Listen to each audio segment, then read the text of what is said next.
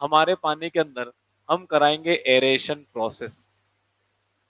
ये सीक्वेंस है aeration process. Aeration process का मतलब ये, आप अपने पानी के अंदर पाए जाने वाली अलग अलग इम्प्यूरिटीज, जिनको आप बिना अपनी तरफ से कोई एक्स्ट्रा मेहनत किए आसानी से रिमूव कर सकते हो, ठीक है, वो इम्प्यूरिटीज, जैसे कि कुछ डिसॉल्व्ड मिनरल सॉल्ट्स। सर कुछ डिसॉल्व्ड मिनरल सॉल्ट्स मतलब क्या? मतलब आपके पानी में अगर मान लो, जैसे मैंने एग्जांपल लिया था आयरन और मैंगनीज के केस में, उसी एग्जांपल को दोबारा उठाता हूं। फॉर एन एग्जांपल, आपके पास Fe3+ आयन है, किसी पानी के सोर्स में है, ठीक है, और आपने अगर इसके अंदर H2O, मतलब अगर ये H2O के अंदर है और आपने अगर भरपूर मात्रा में इसको O2 का सप्लाई दिया, तो ये क्या करेगा? क्या करेगा ये? OH माइनस के साथ कंबाइन होकर FeOH होल थ्राइस बनकर प्रेसिपिटेट बन जाएगा, ठीक है, और प्रेसिपिटेट बनने के बाद पानी के अंदर एक्स्ट्रा क्या छोड़ देगा? H+ ion.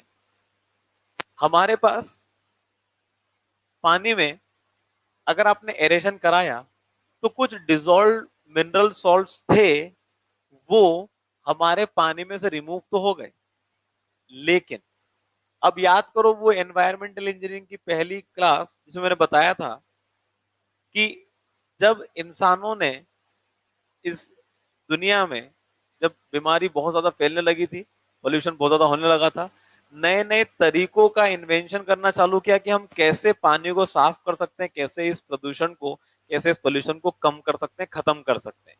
तो केमिकल्स बनाना चालू किए, और केमिकल्स का एक हमारे पास फिर से हमारे ऊपर इम्पैक्ट आने लगा कुछ 30-40 साल बाद, जो कि आज शायद हमारे सामने कैंसर के रूप में। हाँ, ठीक है, मतलब क्या बात समझ में आती है कि जो भी आप काम करोगे आज की तारीख में, आपको उसका जो है वो रिवर्स इम्पैक्ट देखने को मिलेगा ही मिलेगा। If you are going to do a very good work, आपको उसका अच्छा ही रिवर्ट बैक मिलेगा। कुछ गलत करोगे किसी के साथ तो उसका आपको गलत रिवर्ट बैक मिलेगा। सेम वैसा ही हमारे पास यहाँ पर हुआ।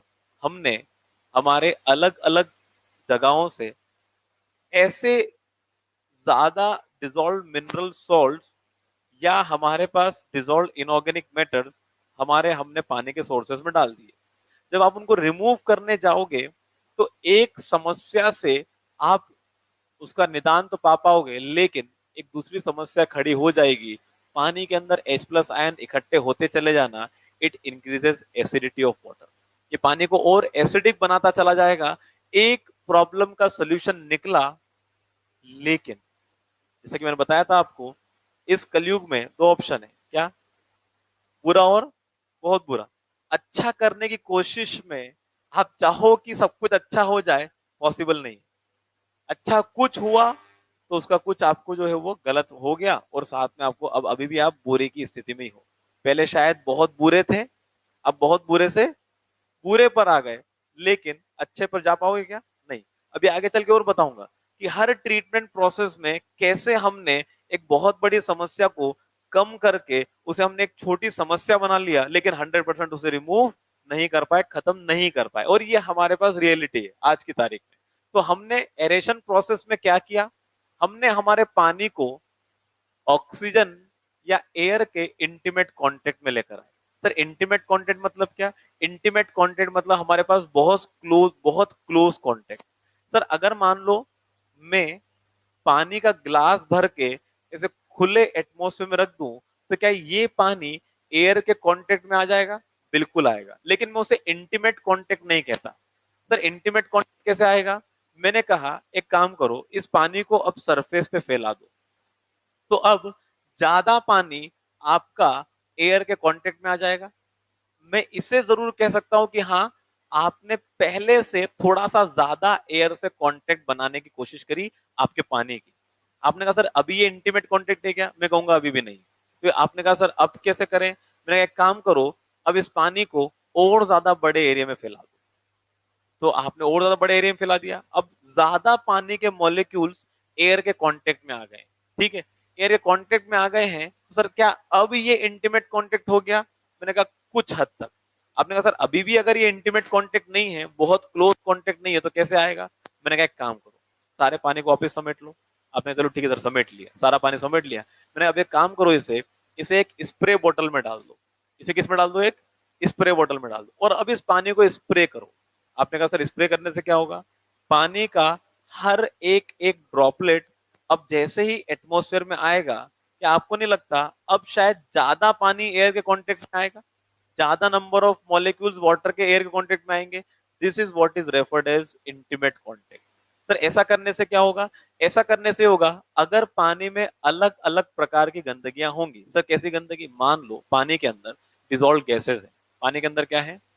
Dissolve gases. ये डिजोल्व गैसेस पानी के अंदर हैं, तो पानी को आप पूरे एटमॉस्फेयर में फैला दो। डिजोल्व गैसेस पानी के अंदर थी, एटमॉस्फेयर में नहीं थी, उसमें से रिमूव हो जाएंगी। पानी सॉरी एटमॉस्फेयर में ऑक्सीजन था, वो पानी के अंदर चला जाएगा क्योंकि पानी के अंदर ऑक्सीजन कमी। उस केस में जैसे ही आप पानी को एटमॉस्फेयर में, एयर में इंटीमेट कांटेक्ट में लेकर आओगे, बहुत क्लोज कांटेक्ट में लेकर आओगे, तो ये डिजोल्व गैसेस जितनी भी हैं, ये सारी की सारी इसमें से रिमूव हो जाएगी और पानी के अंदर ऑक्सीजन भरपूर मात्रा में आ जाएगी। This is what is referred as aeration. एक ये आपको प्रॉब्लम का सोल्यूशन मिला। सर दूसरा प्रॉब्लम का सोल्यूशन क्या? जब आपने अपने पानी के अंदर की डिजोल्व गैसेस रिमूव करने की कोशिश करी, सर डिजोल्व गैसेस मेरे पानी के अंदर कौन कौन सी हो सकती है? एग्जाम्पल सोचो, मीथेन, CO2, H2S, NH3, ये सब की सब आपको गंदी स्मेल क्रिएट करेगी, और तभी आप पता लगा पाओगे कि हाँ डिजोल्व गैसेस हैं। इन सब का प्रेजेंस पानी में क्यों आया? पानी में क्यों है? ऑर्गेनिक मैटर रहा होगा जिसको कोई बैक्टीरिया डिकम्पोज कर रहा होगा, हाँ या ना? ऑर्गेनिक मैटर रहा होगा, बैक्टीरिया उसको सड़ाकर खत्म कर रहा होगा, तभी ये गैसेस प्रोड्यूस हो रही होंगी। अगर मैंने इसे पूरे एनवायरमेंट में, पूरे एटमॉस्फेयर में एयर के साथ ज्यादा कांटेक्ट बना दिया, क्या आपको नहीं लगता अब बैक्टीरिया के पास उसी ऑर्गेनिक मैटर को खत्म करने के लिए ज्यादा अमाउंट ऑफ ऑक्सीजन अवेलेबल है? तो process can be speed up. ये तेज हो सकता है हमारे पास प्रोसेस, और प्रोसेस तेज हो जाएगा तो डिजोल्व गैसेस के साथ साथ जो हमारे पास डिजोल्व ऑर्गेनिक मैटर है वो भी हमारे पास रिमूव हो जाएगा। अच्छा, किसी कारणवश अगर मेरे पानी के अंदर किसी पेट्रोलियम इंडस्ट्रीज के वेस्टेज हैं, तो पेट्रोलियम इंडस्ट्री के वेस्टेज मतलब पेट्रोलियम इंडस्ट्री के जितने भी वेस्टेज होते हैं, अगर वो हमारे पास एटमॉस्फेयर में खुले छोड़ देंगे तो शायद वो तो इवेपोराइज हो जाएंगे। तो अगर मान लो वो पानी के अंदर है आपके पास, और अगर वो रिमूव 100% नहीं हुए हैं, और अगर आपने पानी को एयर के कांटेक्ट में ला दिया है, इंटीमेट कांटेक्ट में, क्या आपको नहीं लगता जो थोड़े बहुत कुछ बचे होंगे शायद वो सब भी रिमूव हो जाएंगे?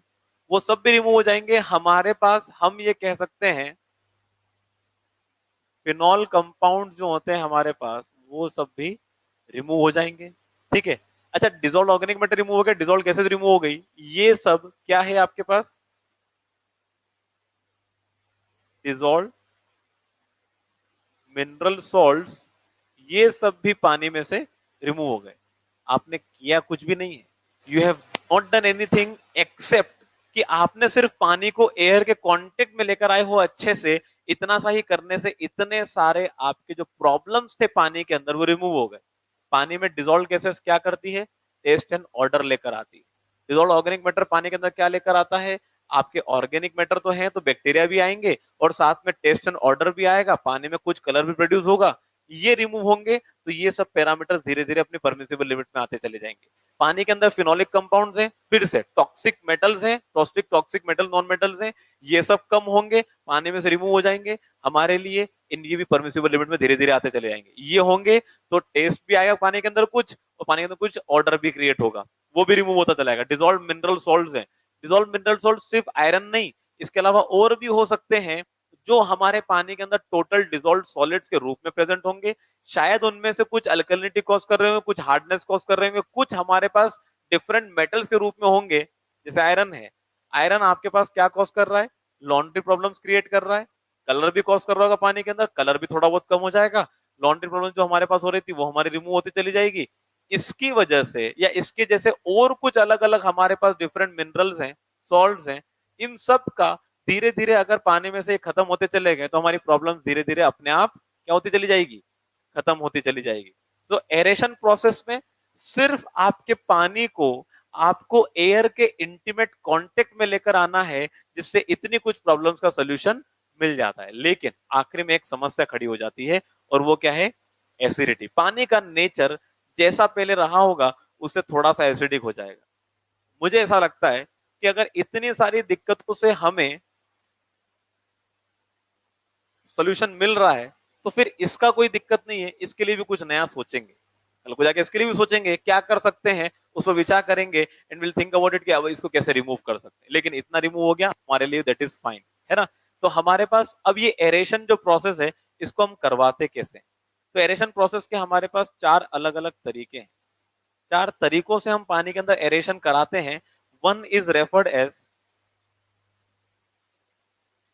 स्प्रे नोजल मेथड, एक कहलाता है हमारे पास कैस्केड एरेटर, एक कहलाता है हमारे पास ट्रे टावर मेथड, और एक कहलाता है हमारे पास